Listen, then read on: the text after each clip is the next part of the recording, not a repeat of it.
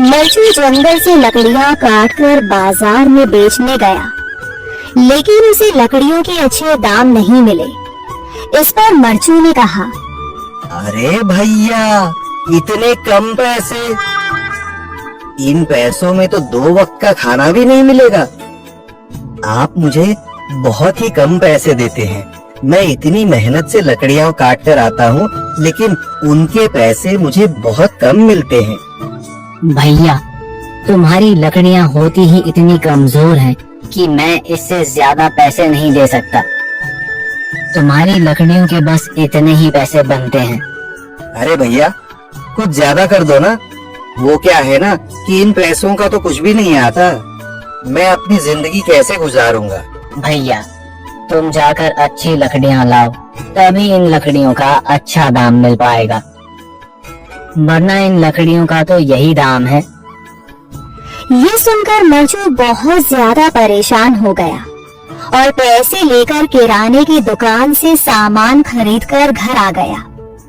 घर पहुंचते ही मरचू की पत्नी सीता ने कहा, जी, सामान ले आए आप? हाँ जी, सामान ले आया हूँ।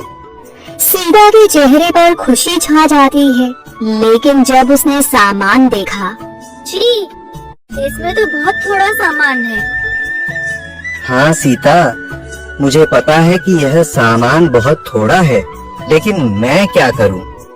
मेरे पास जितने पैसे थे, मैं उतने का ही सामान लेकर आ गया हूँ। इस तरह हमारा गुजारा कैसे हो पाएगा जी? आपको तो पता ही है कि हम कितनी मुश्किलों से गुजारा करते हैं। हाँ हाँ, मुझे पता है, लेकिन मैं कर भी क्या सकता हूँ? मेरे पास इतने पैसे ही नहीं कि हम एक अच्छी जिंदगी गुजार सकें। इतनी मेहनत कर रहा हूँ, लेकिन फिर भी मेहनत का फल नहीं मिल रहा। इतनी मेहनत से अच्छी लकड़ी काट कर आता हूँ, लेकिन मुनासिब दाम नहीं मिलता। मैं तो बहुत परेशान हूँ। क्या करूँ? कहाँ जाऊँ? अरे जी, आप परेशान न हो, आप कोई और काम देख लें। मैंने कई बार काम तलाशने की कोशिश की, पर किसी ने भी मुझे काम नहीं दिया। ये सुनकर सीता भी काफी ज्यादा परेशान हो गई। मरचू से सीता की परेशानी नहीं देखी गई। उसने अपनी पत्नी सीता से कहा, मैं फिर से जंगल की ओर जा रहा हूँ। अरे जी, अभी मत जाइए ना, वैसे भी शाम हो रही है।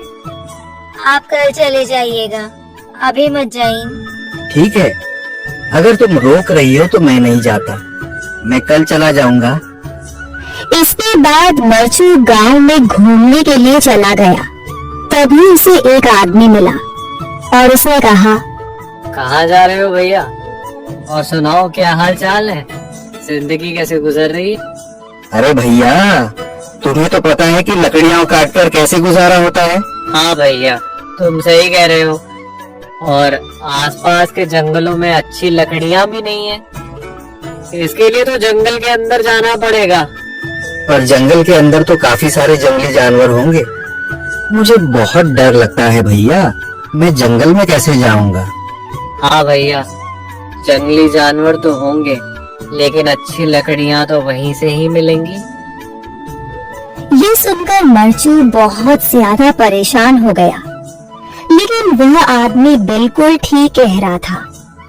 जंगल के किनारे की सारी लकड़ियां कट चुकी थीं। अब सिर्फ जंगल के अंदर ही अच्छी लकड़ियां बची थीं। अगली सुबह मरचू लकड़ियां काटने जंगल की ओर चल पड़ा। जंगल में आने के बाद मरचू ने कहा, अरे, यहाँ पर तो लकड़ियां ही नहीं है। वो आदमी सही कह रहा था, लकड़ियों के लिए तो जंगल के अंदर ही जाना पड़ेगा। और जंगल के अंदर जाना क्या सही रहेगा? मुझे तो बहुत डर लग रहा है, क्योंकि वहाँ पर तो काफी सारे जंगली जानवर होंगे जो खतरनाक होंगे। अगर आज मैं जंगल के अंदर नहीं गया तो मैं आज घर पैसे लेकर नहीं जा सकूंगा, और फिर जब पैसे नहीं होंगे तो गुजारा कैसे होगा?